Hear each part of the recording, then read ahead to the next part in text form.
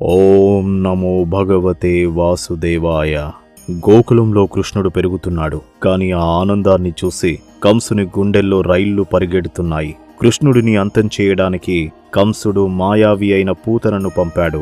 పూతన ఒక అత్యంత అందమైన స్త్రీ రూపంలో గోకులానికి వచ్చింది. ఆమె అందాన్ని చూసి ఊరి జనం పరవశించిపోయారు. పూతన నేరుగా యశోద ఇంటికి వెళ్లి నేను పసివాడికి పాలిస్తాను అని కోరింది. యశోద ఏమీ తెలియక అంగీకరించింది. పూతన తన స్తనాలపై భయంకరమైన విషాన్ని పూసి పసివాడైన కృష్ణుడికి పాలు ఇవ్వడం మొదలుపెట్టింది.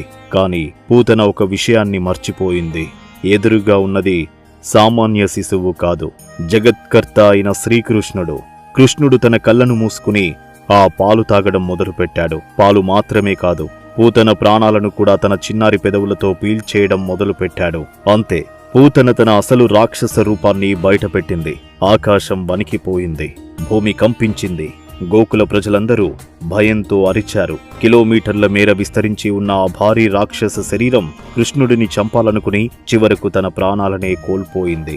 అద్భుతమేంటంటే భగవంతుడికి విషాన్ని ఇచ్చినప్పటికీ ఆ స్పర్శతో పూతనకు ముక్తి లభించింది. కృష్ణుడి తొలి లీల ద్వారా కంసుడు తెలుసుకోవాల్సిన పాఠం ఏంటి?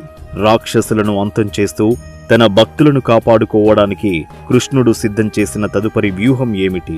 తరువాతి ఎపిసోడ్లో శకటాసుర భంజనం, కృష్ణుని అద్భుత లీలల గురించి తెలుసుకుందాం. ఈ ఆధ్యాత్మిక ప్రయాణంలో మీరు కూడా భాగస్వాములు అవ్వండి. ఇప్పుడే సబ్స్క్రైబ్ చేసుకోండి.